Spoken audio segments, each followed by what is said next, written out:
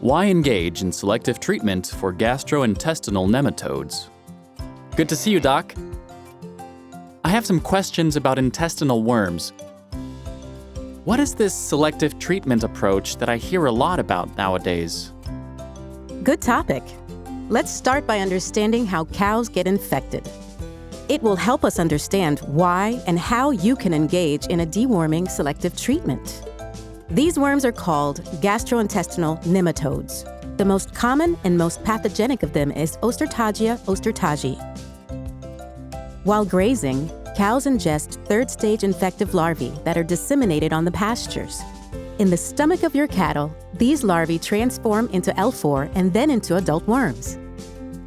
The adult worms reproduce and lay eggs which move through the digestive tract and are deposited on pastures by dung. There, they develop into larvae and migrate into the adjacent grass, from where they will be ingested by the cows again. And so a new cycle begins. As far as I know, worms can cause diarrhea, but not always, right? In heifers, they can cause diarrhea and delay growth. Adults usually don't get sick, but they can have a significant reduction in milk production. Okay, but should I treat every single adult cattle in my herd? Not at all. The impact of gastrointestinal nematode infections on milk production varies between herds, and even between cows of a same farm. In fact, it is rarely necessary to treat the whole herd.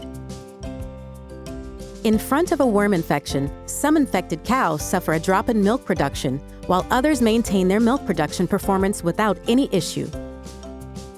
This means that treating the entire herd is not the best option, as some of the cows receiving the treatment don't suffer from worm infection. On top of that, the repeated treatment of the whole herd can accelerate the development of resistant worms. The good news? We can slow it down using dewormers selectively. Therefore, to optimize your worm treatments, selective treatment strategies are the way to go. You can only do that with an injectable formulation because, with puron formulations, it's impossible to ensure proper dosing of individual cows, as they frequently lick themselves and/or their herd mates. Moreover, it can increase the risk of development of resistance by parasites. Here are the key points to remember about deworming. Adult cows will mostly never show clinical signs due to worms infection, but it can lead to reduced milk production and reduced profitability. Not all cows are equal. Some infected cows will have a decrease in productivity, while others will not. Selective deworming, which means treating only cows that have a good chance of improving their milk production, is a sustainable approach because it improves your profitability.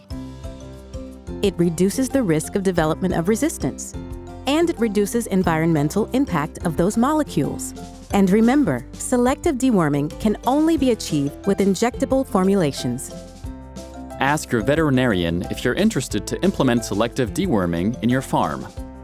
Watch our next episode to know which cows are more likely to gain in milk production after treatment.